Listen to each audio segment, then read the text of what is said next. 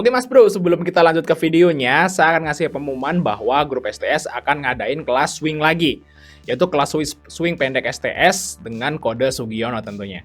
Di sini Mas Bro akan belajar gimana cara nyari stock pick saham swing, ya. Terus ada belajar money management, belajar indikator, dan banyak banget yang akan dipelajari di kelas ini. Kelas ini akan diadakan tanggal 29 Oktober 2022, hari Sabtu malam minggu. Dan bagi teman-teman yang pengen langsung tanya-tanya aja apa sih yang didapat dari kelas, Mas Bro bisa lihat videonya di atas atau kontak saya aja langsung di deskripsi. Nanti Mas Bro akan dapat sinyal seperti ini. Misalnya Sugiono nih ada sinyal bumi seperti itu, dan Mas Bro akan masuk ke grup Telegram Swing STS tentunya ya. Oke ya, langsung tanya-tanya saya aja, kontak di deskripsi atau lihat video di atas, dan kita lanjut ke video selanjutnya. Assalamualaikum Mas Bro ya, kembali lagi kita di Fajar Daily, dan kali ini kita akan bahas IPO baru. Nah ini IPO pertama guys di bulan Oktobernya, kayaknya ini mau booming juga nih. Kalau misalnya IPO OMED ini nanti PT Jaya Mas Medica Industri ya, OMED ya, ini jadi IPO satu-satunya mungkin akan serame yang kemarin guys ya, serame yang terakhir yaitu Koal. Nah, Koal kan rame tuh, nyampe arah 6 kali saya dapatnya. Nah, biasanya kalau IPO yang dia itu nggak berurut, nggak banyak gitu ya di satu bulan, itu biasanya rame dan mungkin arah beberapa kali seperti itu. Kalau misalnya IPO-nya itu bareng-bareng itu biasanya ada yang langsung HRP. Nah, coba kita akan lihat gimana prospeknya. Nah, kita lihat di sini untuk periode book building-nya adalah tanggal 6 Oktober sampai tanggal 12 Oktober. Nah, ini ya berarti sekarang masih book building ya. Terus untuk sektornya adalah healthcare. Nah ini sama kayak si Match. Dan Match ini juga mirip banget sama si OMED ya. Produknya ya sama-sama masker dan hand sanitizer seperti itu. Tapi kalau OMED ini jauh lebih besar dan produknya jauh lebih banyak. Tapi tetap intinya masker dan di hand sanitizer tersebut. Terus kita lihat di sini stok yang ditawarkan adalah 40 juta lot. Ini jauh lebih gede ya capsnya daripada Match. Oke. Kita akan langsung lihat aja ke prospektusnya guys. Nah yang pertama tentu kita lihat UE-nya ya. Nah UE-nya di sini ada 3. Waktu itu saya sempat seneng ya. Si OMED ini UE-nya KI ya, Cipta Dana gitu ya. Wah ARA nih kayak ADMR. Ternyata amat ada temennya. Ada 3. Wah kalau 3 kayak gini ya nggak tahu guys. Biasanya kalau ada 3 sekuritas kayak gini untuk nge-in satu saham itu biasanya mereka akan saling guyur ya. Saling duluan jualan, makanya ya saya agak kurang suka gitu kalau ada IPO terus UE-nya itu lebih dari 1. Biasanya kalau yang satu jualan itu yang lain ngikutin, takut nggak kebagian seperti itu. Nah seperti itu guys. Ya semoga aja nggak terlalu buruk ya. Coba kita lihat di sini yang pertama adalah CSLA. Kita lihat CSLA ini nggak ada kayaknya. Nggak ada ya kayaknya dalam beberapa tahun ke belakang CSLA ini nggak pernah ngipuin. CIMB deh. CIMB ini agak kita lihat di sini. Yang terakhir banget adalah Teladan. Ini bareng PT BNI Sekuritas. Kita lihat di sini untuk Teladan. Nah, Teladan ini perusahaan CPO ya. Nah, di sini kita lihat ya ini berdua UE-nya. Jadi baru naik sekali aja langsung diguyur. Ya walaupun akhirnya naik lagi, tapi kan teman-teman yang ikut IPO di sini udah ketar-ketir kan. Pasti udah banyak yang keluar di hari pertama di Teladan. Ya walaupun kalau ada yang masuk lagi biasanya jarang. Biasanya udah kapok seperti itu. Terus selanjutnya adalah di STAA. Nah STAA ini 2 ya sama DBS ya. STAA. Nah si MB ini suka itu collapse guys. STAA ini tetap aja guys ya. Namanya UE2. Naik sekali abis itu diguyur. Nah pasti nggak ada juga yang nge-hold sampai 1400 pasti di sini udah keluar. Tetap gitu guys psikologinya kalau ikut IPO. Nggak ada yang nunggu sampai sini karena ini di sini udah diguyur. Nah kita lihat di sini yang selanjutnya adalah ADCP, apalagi. Mau dilihat nggak ADCP? Bareng-bareng juga guys kalau yang bareng-bareng itu gitu guys. Nah kayak gini guys langsung habis. Hancur. Nah terus selanjutnya ini adalah saham dari WMPP, ini juga hancur juga guys. Ini bukan karena bukan karena CMB niaganya guys, emang karena bareng-barengnya itu kalau kayak gitu tuh. Kalau sendiri jelek, itu berarti sekuritasnya yang emang busuk waktu IPO. Cuman kalau bareng-bareng kan kita nggak tahu. Kadang-kadang sekuritas yang tadinya mau nge-hold aja apa namanya jatah IPO-nya, karena temennya yang itu jualan ya mereka ikut jualan ya, nggak kayak gitu. Dan WMPP juga hancur juga. Pasti udah pada keluar di sini, nggak mungkin. Ya kalau yang ngambil di sini yang ngambil di sini, bukan ikut IPO seperti itu guys, yang dapat di harga sampai 200. Nah, terus selanjutnya adalah ini suka bareng-bareng nih si MB ya. Nah, ini bareng terus. WMUU kita lihat WMUU. Suka bareng-bareng terus ya WMUU. WMUU. Ya, kalau ini mendingan guys, arah 3 kali ya. Arah 3 kali. Ini sama apa nih? Sama BRI, Dana Reksa, dan Samuel. Mendingan nih guys, cuan nih, minimal arah 2 kali lah. Nah, SNCP ini sendiri nih. Nah, kita perlu banget bahas kayak gini guys. SNCP atau apa guys? SCNP. Ntar. Nah, perlu kita lihat kayak gini guys, history UE itu sangat perlu kalau kita mau ikutin IPO. Nah, Mas bisa lihat di sini ya. Saat si AMB itu sendiri, ini langsung arah lock 4 kali. Ya, di sini ya. Kalau sendiri ya. Nah, makanya kalau ya enaknya sendiri lah. Kalau ikut IPO itu, kalau misalnya Mas Bro itu ada beberapa saham yang IPO, terus mau bingung milih yang mana gitu ya. Milihlah yang UE-nya sendiri, itu yang pertama. Oke, terus selanjutnya yang kedua adalah Cipta Dana. Kita lihat Cipta Dana. Nah, Cipta Dana itu yang pertama adalah saham dari WIRG. Nah, ini dia kayak legend kan. Sendiri guys.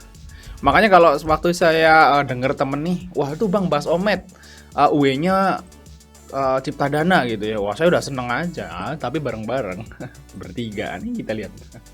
Arahnya sampai gila ini. Wah, capek cuan kalau WIRG. Terus adalah ASLC kita lihat. Nah, ASLC kita lihat di sini iya sama. Karena apa? Cipta Dana bagus di WIRG, tapi kenapa di ASLC jelek? Langsung diguyur. Ya karena berdua dia sama Trimegah. Trimegahnya jualan ya, Cipta Dananya jualan juga.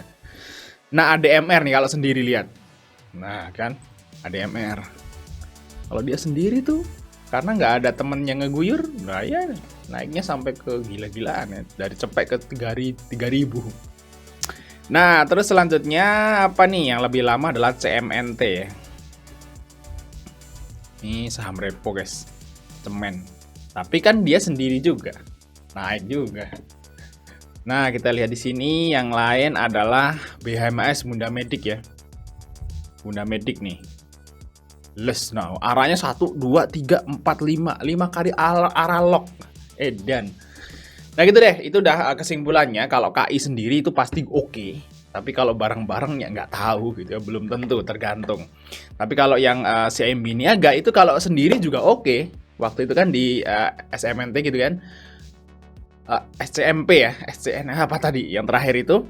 Nah, itu arah lock 4 kali. Tapi kalau bareng-bareng sehari pertama langsung diguyur ya. Tetap aja nih, dari kesimpulan UE-nya aja kita udah bisa ngambil kesimpulan dasar ya, bahwa kalau IPO dengan UE yang bareng-bareng itu ya Mas Bro harus berhati-hati, langsung pasang TS di awal gitu ya. Atau kalau arah pertama langsung jual ya silahkan ya, tergantung jumlah porsi yang kita dapat nanti. Nah, kita lihat langsung aja ke bagian prospektus dalamnya. Siapa tahu teman-teman mau jadi investor di dalamnya kan gitu.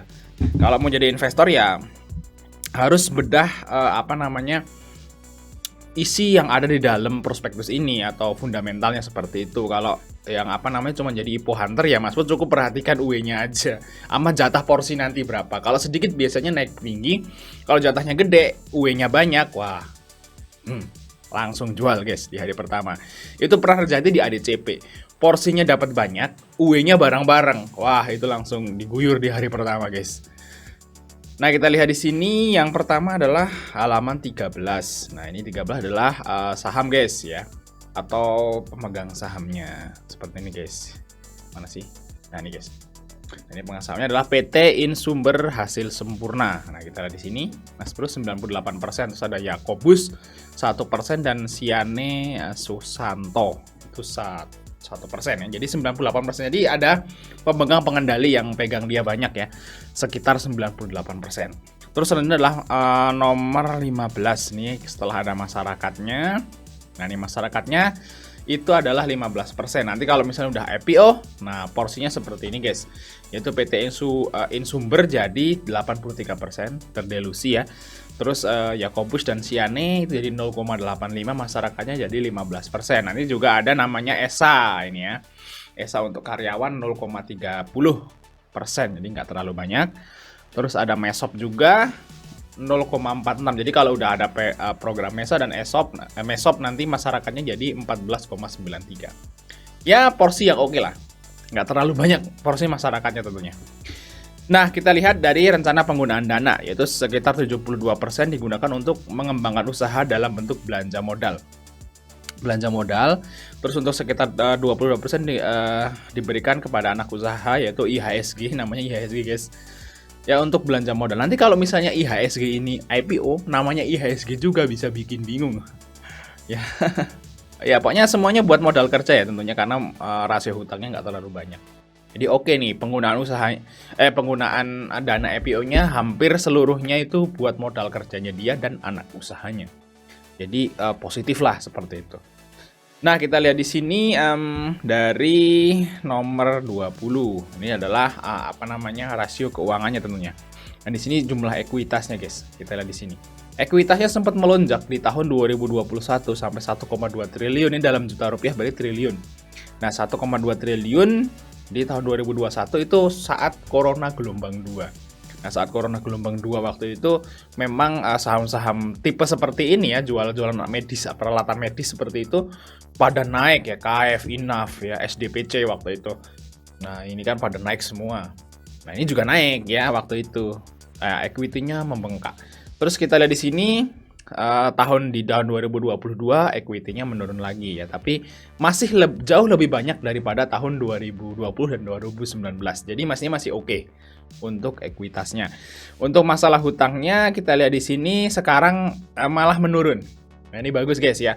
Saat biasanya kalau perusahaan itu mau IPO itu biasanya pas hutangnya tinggi, nggak mampu bayar dia IPO gitu. Kalau ini enggak, hutangnya malah udah dilunasi dia baru IPO. Oke lah kalau seperti itu buat investor kan bagus. Nah, itu hutang oke, aman ya. Untuk equity ya memang turun. Kita lihat dari profit ya. Kita di laba tahun berjalannya. Nah, Mas boleh di sini ya, tahun 2021 ini ya.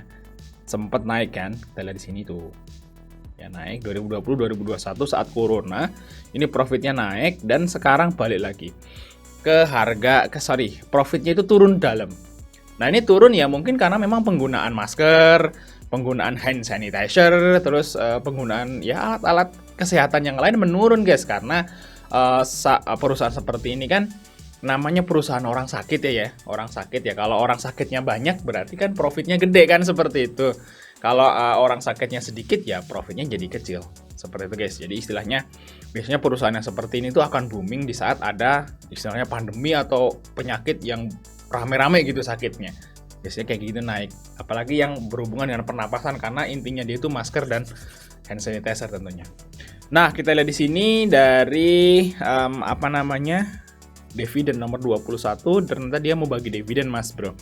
Sesuai dengan pertimbangan yang dimaksud dalam bab bla bla bla, itu setidaknya ya perseroan akan membagikan dividen ya dari laba bersih setiap tahunnya mana akan dilaksanakan mulai tahun buku 2022. Berarti tahun depan guys. Tahun depan, tahun 2023, Omet ini akan membagikan dividen minimal 25%. Jadi akan bagi dividen. Kalau kita lihat di sini dari profitnya ya bisa dia bagi dividen karena waktu tahun 2021 juga profitnya kan lumayan tebel tuh. Nah, kemungkinan dia bagi dividen di tahun 2022 ini ke pemegang saham lamanya. Kalau misalnya udah utangnya aja udah bisa dilunasi, berarti nanti di tahun 2023 itu udah pasti bagi dividen karena utangnya udah turun, udah dilunasi ya, ada sisa duitnya. Nah, kalau perusahaan itu untung tapi utangnya naik, nah itu belum tentu dia bagi dividen guys. Kalau perusahaannya itu untung, utangnya naik, belum tentu dia bagi dividen. Biasanya profitnya di tahun depan itu buat ngelunasi hutang dulu. Tapi kalau hutangnya jelas turun, masih ada profit, nah itu biasanya yang dibagikan dividen. Oke ya, mantap. Kita lihat yang selanjutnya adalah dari produknya aja langsung ya. Nah, apa sih Omet itu? Ternyata Omet itu adalah perusahaan penyedia ya, penjual lah ya, atau distributor alat-alat kesehatan yang udah sangat terkenal guys. Jadi saya punya temen yang istilahnya bekerja di bidang kesehatan seperti itu, dia ngomong, "Oh, Omed mau IPO ya?" Gitu kan. Saya tanya, "Emang produknya bagus ya?"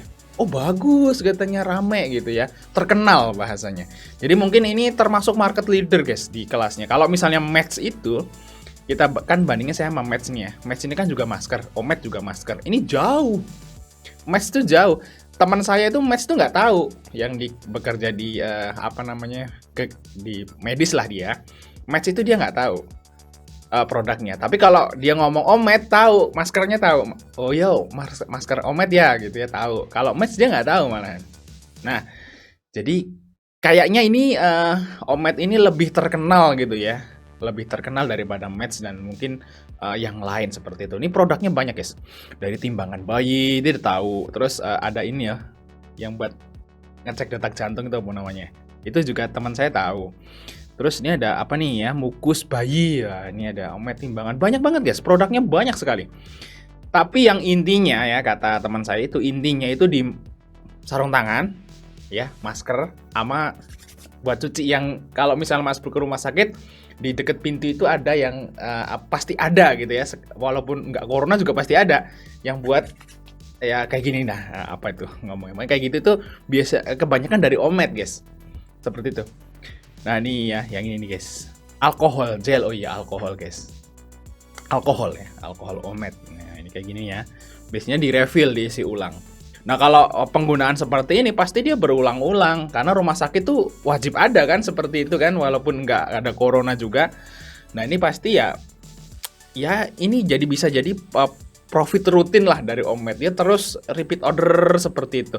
Beda kalau misalnya dia itu hanya misalnya jual kayak mesin yang buat ngecek detak jantung itu, apa timbangan kan awet. Misalnya kita beli timbangan 1 kali, ya udah kan awet bertahun-tahun. Tapi kalau yang kayak alkohol gitu kan terus ada, habis terus kan. Nah, ini ada baju operasi dan banyak banget guys, banyak. Oh, stetoskop. Stetoskop ini terkenal katanya, bagus yang merek Omed yang stetoskop gitu. Nah, ini banyak banget guys, produknya banyak sekali. Ini Omed semua ini. Ini khusus Omed nih, masuk bisa lihat di Medikalogi brand Omed. Walah, produknya udah banyak sekali. Ini gede banget guys, memang perusahaannya udah termasuk besar gitu ya. Udah termasuk besar dan ya kayaknya IPO-nya tuh telat gitu. Harusnya dari dulu dia bisa IPO, tapi mengapa baru sekarang? Kenapa ya? Kenapa perusahaan yang sebesar ini dan produknya juga seterkenal dan selaku ini, kenapa IPO-nya sekarang? Enggak pas corona gitu. Coba kalau misalnya dia IPO-nya 2021, corona gelombang 2, dia langsung IPO, langsung wuss. Langsung ke planet Pluto mungkin, atau ke galaksi Andromeda naik.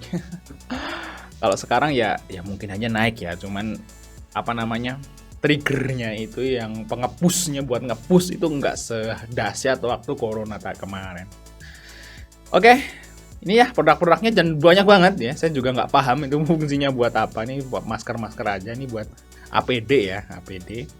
Oh mungkin Omed ini profit tahun 2021-nya itu gede karena jual APD kan, seperti itu. Nice. Mungkin waktu udah jelas di sini produk-produknya. Nah, kita lihat dari rasio perbandingannya. Kalau kita banding sama Match ya, Match sama Omed, ini sama-sama masker. Tapi kalau Match ini masker doang, nggak ada produk yang lainnya. Mungkin ada, tapi saya nggak tahu gitu ya. Sedikit kecil soalnya. Kita lihat di sini juga dari capsnya aja udah beda jauh. Ini City 1, ini aduh nggak ada 0.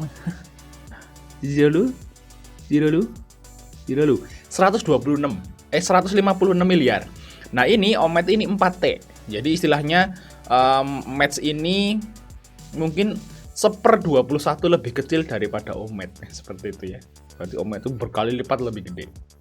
Terus di sini untuk BV-nya guys, harga bukunya itu adalah 48. Kalau misalnya harganya dealnya 200-an ya, sekitar 47 lah ya. 47 itu harga buku. Kalau misalnya dijual di 200, berarti nanti PBV-nya udah start dari 4 kali. Nah ini sama, mirip sama Match waktu itu. Ini kan Match waktu IPO juga nih. Itu mirip banget. Jadi startnya di 4. Nah kita lihat di sini untuk Match startnya di 4. Nah sama, masih naik berjilid-jilid 1, 2, 3, 4, 5, 6. Nah Sama guys, Omet juga start dari 4, tapi bedanya kalau Mets itu small cap, kecil ya. Mungkin Bandar ngegorengnya duitnya nggak terlalu banyak kalau Mets, tapi kalau Omet ini gede, big caps. Big caps mungkin agak berat seperti itu. Ya, tapi saya nggak tahu ya nanti ke depannya gimana. Terus untuk pairnya, price to earningnya sama. Terus untuk dare-nya ya seimbang, bagus-bagus juga. Royanya juga seimbang, 8, mungkin lebih bagus Omet sedikit lah. 8% ROE, dan itu bagus guys. Perusahaan dengan ROE 8 itu udah bagus. Ya bagus sih 10, temen 8 termasuk oke. Nah, atau di sini untuk EPS-nya tuh sama ya, hampir sama, Rp3 dan Rp2. Nah, kemungkinan berarti kalau kita lihat dari sini, profit yang sekarang guys, dividen tahun depan Omet itu ya sekitar mungkin Rp1. Sekitar segitu ya kalau 25% ya, sekitar 1, lah seperti itu. Nah, kita lihat untuk jumlah saham. Nah, jumlah sahamnya segini, equity-nya itu jauh lebih gede ya. Equity dari Mets aja cuma 35 miliar, nah ini 1 triliun. Jadi beda kelas lah, beda caps. Profitnya ya segini, ya beda lah. Ini 88 juta dan turun waktu sekarang ini. Terus untuk hutangnya ya masih aman. Nah, kita lihat di sini dari IRA. Nah, kalau IRA aja di sini PBV-nya 4 kali. Nah, mungkin ini bisa dibandingin sama IRA ya. Jadi mungkin Omet ini ngelihatnya IRA dan Mets. Nah, makanya dia ngejual di harga yang ini. Biasanya kalau perusahaan yang mau IPO itu dia ngelihatin historis yang sektor sama dia yang udah IPO dulu itu dia jual berapa. Nah, biasanya dia ngikut seperti itu. Nice, mungkin seperti ini guys untuk Mets.